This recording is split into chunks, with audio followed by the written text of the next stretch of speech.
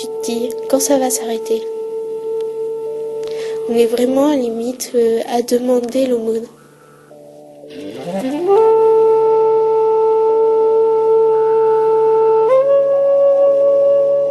C'est l'histoire d'une jeune fille de 15 ans qui vit dans une famille en grande difficulté, une famille endettée, débordée, une famille qui a du mal à joindre les deux bouts, une famille qui, à l'instar de 8 millions de Français, vit en dessous du seuil de pauvreté. C'est l'histoire qu'elle raconte, Jeanne, et même si ce sont les mots qu'elle décrit, il se raconte pourtant derrière ces mots une deuxième histoire, une toute autre histoire qui vient se superposer à la première, l'histoire d'une jeune fille qui porte sur ses épaules le poids de toutes les difficultés de ses parents, les endosse, se les approprie, une jeune fille qui en sait beaucoup trop et en fait trop aussi, une jeune fille qui ne se permet plus la moindre part d'enfance, trop responsable et déjà coupable.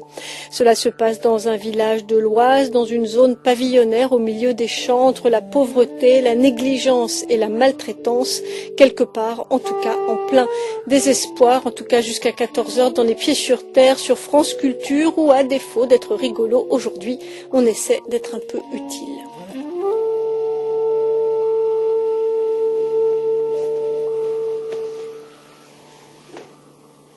Je m'appelle Jeanne, j'ai 15 ans. Je suis en troisième. Je vis à la campagne. Dans une maison, il y a 3 chambres. C'est pas très grand, mais assez pour 6 personnes. On sort pas, on a des alcooliques derrière la maison. On entend souvent les voisins crier. Bon, on se dit que c'est rien. Des fois, on voit des enfants traîner, ils ont à peine 3-4 ans et c'est 23 heures du soir.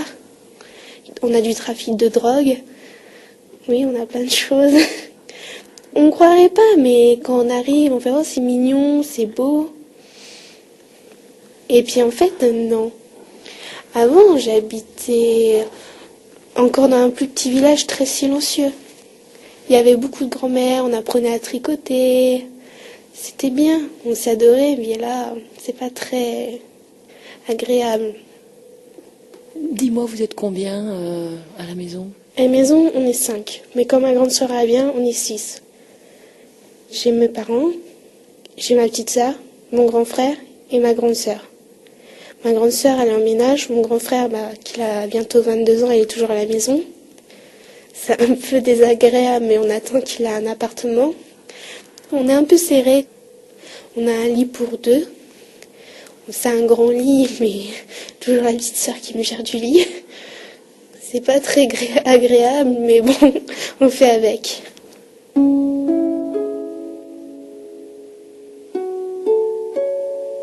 Tu sais combien vous avez de ressources ou pas ? Combien ? Allez, 1500 plus 100 € par mois, ça fait 1600. Pour 6. Oui. On a l'emprunt sur l'habitat, l'emprunt sur les morts. Vous êtes 12 décès en 1 an. Des grands-mères, des oncles, des grands-pères, des tantes. Ça fait beaucoup. Ce qui me préoccupe, c'est mes parents. Ma mère surtout. Son état de santé. Elle distribue beaucoup de journaux et quand elle rentre, fatiguée. Elle fait 1380 ou même 2000 boîtes aux lettres. 300 €, même pas. Non, même pas 300 €. C'est à la fin du mois qu'elle se fait 300 €. Elle n'en peut plus. Des fois, elle voudrait changer de travail, mais en ce moment, avec la crise, c'est pas possible. Si elle dit quelque chose, elle se fait tout de suite renvoyer. Ils t'arnaquent dans tous les coins. T'es payé 3 heures au lieu de 6 heures. Comment tu sais ça ? Ma mère, elle me l'a montré sur ses feuilles, je l'ai regardé, j'ai compté, j'ai fait mes t'arnaques. Ils ont fait, j'ai le droit de rien dire. Si je le dis, je suis virée directement. Sans aucune paie, rien du tout. Même pour mon père, là, ils peuvent le licencier du jour au lendemain et en prendre un jeune. Même si ça fait 15 ans qu'il est dedans. Qu'est-ce qu'il fait, ton père ? Il est cariste. On a vu, c'est un copain à mon père, et il a dit ce qu'il avait sur le cœur. Ils l'ont directement viré. Ils en ont repris un autre, sans chercher à comprendre. Ils ont dit, on vous vire, on ne veut plus vous voir, si c'est ça, vous avez qu'à aller vous chercher un autre boulot.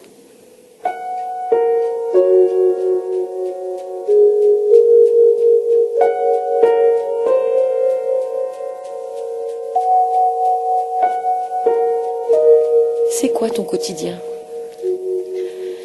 Quand je sors du collège, je prends le car, j'arrive à mon arrêt de bus, je marche très vite, même limite à courir, que je sais que j'ai pas beaucoup de temps pour tout faire. Il faut déjà qu'on arrive nous-mêmes à gérer nos devoirs et en même temps aider les parents. Et quand j'arrive, je vois que le chien, il a mis plein de poils par terre, je vais sortir l'aspirateur, passer un coup d'aspirateur, je vois les poussières, je vais faire les poussières. Je vois que ma mère, elle a dit faites le linge s'il vous plaît. Je vais faire le linge, le repassage. Après, je vais faire la vaisselle. Après, il y a mon frère qui a fait du chantier en rentrant de son travail au pompier. Je suis obligée de repasser un coup d'aspirateur. De faire toutes ces tâches, tu trouves ça normal? Bah oui, j'ai eu l'habitude. J'ai l'habitude de les faire. À un d'un moment, je me dis ça va être facile. Et quand j'arrive au collège et que tout le monde fait hier, j'ai pu regarder mon film, j'ai pu regarder ça. Je me dis mais comment ils font? Comment ils font que moi déjà je me dépêche à bien faire mes tâches ménagères? Comment eux ils font pour faire leurs tâches, plus les devoirs, plus regarder un film? Comme moi-même, une fois que j'ai fini de faire mes devoirs et faire les tâches ménagères, je suis fatiguée. J'arrive pas à aller voir un film. Si je regarde un film, je me endors devant. Il y a tellement de choses qu'après je me dis oh mince, j'ai pas fait mes devoirs, je vais me prendre un mot. Quand j'arrive le lendemain, j'ai oublié mon cahier, madame, j'ai fait l'exercice. Je m'en fiche, t'as un mot. Ils cherchent plus à comprendre maintenant, les professeurs, ils veulent même pas savoir. Ce qu'on a à la maison, t'as un problème, ok, je m'en fiche, t'es comme tous les autres. Après, les professeurs, ça décourage. Ils disent oh vous faites ci, ça pour demain. Moi, je me dis dans ma tête, j'aurai pas le temps. J'aurais pas le temps de faire les tâches. C'est comme s'ils ne comparaissaient pas les enfants qui aident leurs parents, qui sont aidants, à des enfants qui sont feignants. Je comprends, on croit que je suis feignante, parce que mes notes se sont vraiment tombées très basses. Avant, j'avais 15-16 de moyenne, maintenant je suis à 9-11. C'est moyen maintenant, avant c'était très bien, maintenant c'est moyen. Mais t'es obligée de faire ces tâches ménagères? Non, c'est que j'ai envie d'aider, ça va les soulager. Et quand ils rentrent, ils voient que c'est propre, que c'est maintenu. Ils sont heureux, ça les soutient. Mais pourquoi ça te préoccupe, toi? Tu es jeune, tu as 15 ans, c'est ça? Oui, ça me préoccupe, c'est voir comment la vie est dure déjà. Dire que nous, ça va être encore plus dur. Déjà, les parents, ils ont du mal à s'en sortir pour payer une maison, pour finir les crédits sur la tête. Après, se dire, quand je serai grande, quand j'aurai des enfants, il faudrait que je paye leurs affaires, leur nourriture, mon loyer. Si j'ai une maison, il faudra que je finisse de payer la voiture, la maison. J'aurai plein de choses que je pourrais même pas supporter. Dire en pensant, je me dis, c'est impossible. Comment on peut vivre? Comment on peut gérer de payer toutes les factures, tous les crédits sur la tête, de tout payer, et qu'à la fin, on doit payer à la cantine. Notre cantine, on est deux quand même. Après, on se dit, mais comment les parents ils vont faire? Quand on arrive à la maison, maman, on mange quoi? Des pâtes. On se dit, on va pas rechigner. Pour dire, on mange tout le temps pâtes, pain, sans sauce. Un moment, ça passe pas. La viande, trop cher. Poisson, trop cher. Fruits et légumes, ils disent en manger, trop cher. Comment on peut vivre avec 100 € à la fin du mois? Prendre du lait avec mon café, je peux pas. Je dois prendre de l'eau et du café. C'est comme ça. Le lait est trop cher. Les œufs, on est obligé d'avoir une poule. Et quand elle pond, c'est rare. Après, elle nous dit on mange que du riz nature avec du sel. On se dit c'est déjà bien qu'on a du riz. D'habitude, on n'a que des pâtes. Ça nous fait plaisir de changer un peu de repas.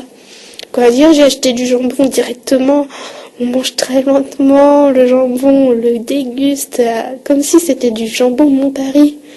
On le déguste très bien le jambon. Même si c'est du jambon qui coûte 53 centimes, on le déguste. Quand on a du coca, on a une bouteille de coca, il y en a ça dure 1 heure, nous ça dure 5-6 jours.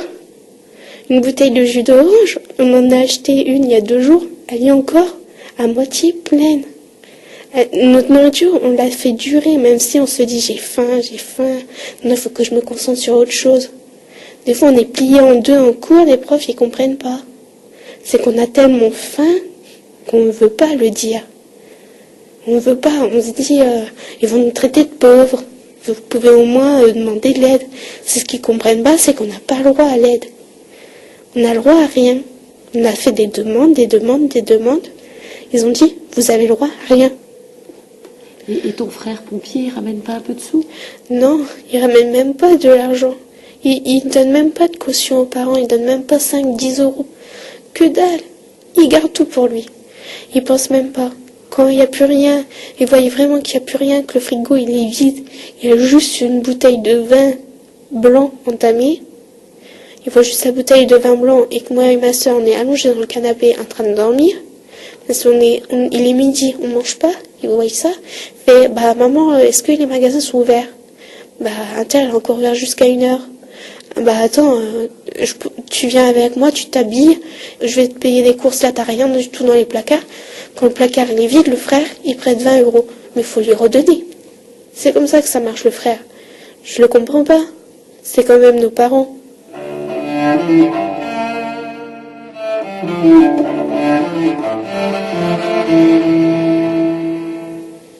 Voir la mère arriver, pleurer, mal au dos, qui n'arrive plus à suivre, qu'elle est obligée de prendre environ 14-20 secteurs pour environ 150 euros par semaine. Elle doit faire ça en 48 heures. Elle ne peut pas les faire. Déjà que le matin, elle part 3 heures du matin, elle revient à 22 heures du soir. Mon père, il travaille soit du matin, soit de l'après-midi, soit tout le soir jusqu'au lendemain matin, 6 heures. Il part de la maison, il est 20 heures, il revient, il est 6h30. Au moment où je me lève, je le vois, il est fatigué, il va se coucher directement. Ma mère, elle est partie depuis 3 heures du matin, elle revient à 23 heures, je la vois pas. Le samedi, elle finit son travail, le dimanche, elle dort. Vous voulez qu'on fasse quoi? On la laisse dormir?